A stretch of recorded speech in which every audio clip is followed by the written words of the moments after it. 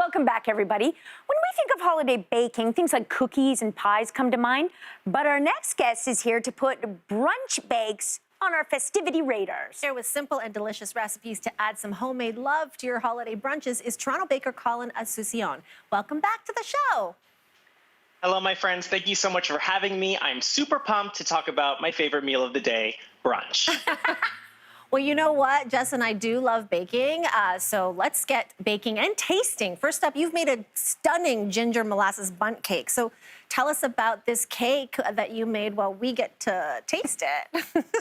Absolutely. So, I personally think that every celebration needs a cake, even in the morning, even brunch. So today we have a ginger spiced molasses bundt cake, similar to a coffee cake. It has nice warm spices, a delicious whiskey glaze on top, really festive, really comforting. And something interesting about this cake and the batter and the work that goes into this cake is there's hot water in the batter, which you don't often find in all baked goods. And the hot water adds a really nice smooth and soft texture so that every bite is absolutely delicious and feels really good in the mouth. In my mouth right now. Sorry, one joke. Now, I've got to ask you something. This tastes infinitely better than any bundt cake I've ever made, and I think it's because I'm using the wrong pan. It's kind of a cheap, thin pan, and so it comes out not as moist as this, and usually a little overcooked. So do you have any tips for me? Absolutely. So, the cookware, the bakeware is very, very important. Good tools are key in the kitchen. So if your cake pan is a little thin, or if maybe you're using one of those disposable pans as well, that can really contribute to over baking your cake. Also, and I always say this, every oven is different. Ovens are like snowflakes. They are unique, and some run a little hotter, some run a little cooler. So if you find that you're following every recipe to a T and everything is still coming out a little bit overbaked, maybe try reducing your bake temperature by 20 to 25 degrees and see if that helps. And when you're making a cake and you're doing that poke test with the toothpick, try that 5 to 7 minutes before the end of the bake time, and then maybe your cake is done before the recipe says it does. What about presentation and decorating in a simple but elegant way? Any tips? Absolutely. So a bundt cake, because it is round and it's ring shaped, it's sort of like a wreath. And so you can adorn it any which way you like. We've got, of course, those nice stripes of glaze, and you could put on top sugared rosemary, sugared cranberries. You could put on cinnamon sticks, star anise. Or like the one that I sent to the studio today, you can adorn it with some nice handmade cookies or store-bought cookies if that's what you prefer. Whatever you choose, just make it yourself, make it unique, and make it showcase your personality. Gorgeous. Okay, we're gonna move on to some scones. These are orange cranberry scones. They look super festive. So tell us about them.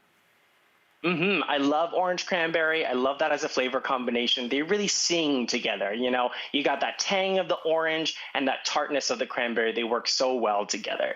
So these orange cranberry scones, they've got orange zest in the dough. They've got a nice citrus glaze, and of course, those cranberries. You can use fresh or you can use frozen. And a tip that I have for making the perfect scone is keep your butter cold and make sure that when you're cutting your butter into your flour mixture, whether it's with a pastry cutter or by hand, work quickly, because those little chunks of solid butter will make for a nice tender and flaky scone texture once it's baked. These are delicious, but another question about shape here.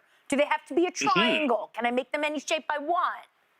You can make them any shape you like. The world is your oyster. You choose your own adventure. They could be squares. They could be circles. They could be mounds, like a drop scone for a more rustic shape. Anything you like, you choose your destiny. That's what I say. Tell us about the glaze and what flavor worked well with the cranberry and the orange. So I did a lemon glaze. So it's just very simple icing sugar with a little bit of lemon juice. You could, of course, do orange juice, or like with the bundt cake, you could do a boozy glaze and do like a whiskey or a bourbon or a gin glaze. Again, the world is your oyster. Try something new. Well, we are going to try something new because the other scone that you brought, it's more savory than sweet. It's got some smoked salmon and herbs in it. Tell us all about it. Yeah, that's right. On a brunch spread, I think you need a good balance of sweet and savory so that we don't go all into sugar shock. So these ones, there's smoked salmon and there's chives, dill, and parsley. But you can, of course, choose another flavor combination. You could do bacon and pumpkin. You could do ham and cheese, or you could do sun-dried tomato and Parmesan. Savory options. Like there's so many different options to choose from and make it your own. You know what? You can't have a brunch without a muffin, according to a lot of people. You've made a classic. Tell us about these lemon poppy seed muffins. Yes, lemon poppy seed really is a classic.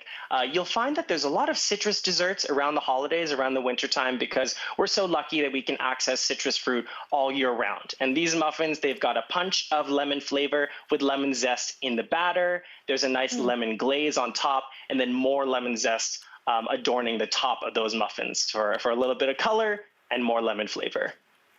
Okay. And a tip that I've got for the perfect muffin is to mix it by hand to make sure that you're not over mixing so that you've got a nice light and soft muffin texture.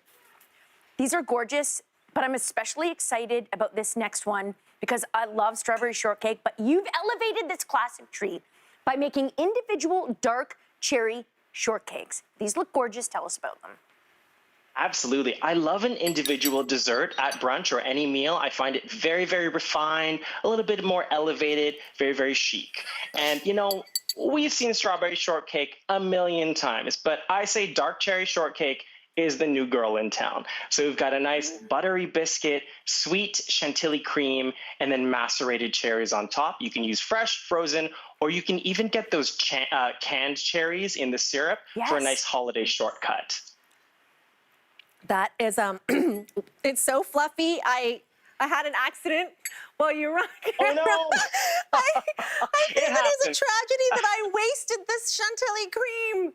Oh. I'll get it later. And I don't wonder worry. if I cost us a big cleaning bill. Speaking about dogs and Okay, you know what, though, patios. Colin? The one that I've been eyeing this whole time, which also means we're almost at near the end of our segment, is this cheesy herb soda bread. You say it's the easiest thing to make. Why is that? It is so easy. I'm just giggling because of your mishap. That is so funny. But live television, people. So the soda bread, it's a quick bread. And just like the name suggests, it's very quick to come together. It doesn't involve yeast. It doesn't involve a sourdough starter like so many breads that people have been making during the pandemic. It gets its rise from baking soda and cream of tartar. So you just mix those ingredients together, throw in some cheese, throw in some herbs, or whatever inclusions you like, throw it in the oven, and you have a delicious, warm, fresh loaf. See, this is exciting news because yeast scares me. And I am always turned off by trying to make my own bread. I know, shocking, because of that. So I'm definitely going to try to make this. But I need to backtrack. What makes Chantilly cream Chantilly cream? So Chantilly cream, it's just a fancy way of saying sweetened whipped cream. So we've got some icing sugar and a little bit of vanilla in our whipped cream. And when you're whipping cream for your shortcakes or anything else, make sure that your whipped cream is really cold, or your whipping cream is nice and cold, because that will ensure that you get nice stiff peaks once whipped. Gorgeous. It's so gorgeous it should not be on our carpet. Kwame is so mad at me. Yeah, Kwame is probably, hey, what's the holidays without a little accident? You know what? To go back to the cheesy soda bread, though, there's an X on top of it. What's with that X? So we're scoring the top of our loaf to ensure that the heat, once it's in the oven, can really meet the middle of the loaf. It's a thick, girthy kind of loaf. You want to make sure that the heat is distributed evenly so you get the perfect bake. Ooh, girthy. I love that. Oh my God, Colin, thank you so much for these sweet and savory suggestions for holiday brunch bakes. I'm sorry, girthy desserts? Sounds like it's so up my alley. Listen, guys, to find these girthy recipes, head to our social media channels after the show. And don't go anywhere, because we'll be right back.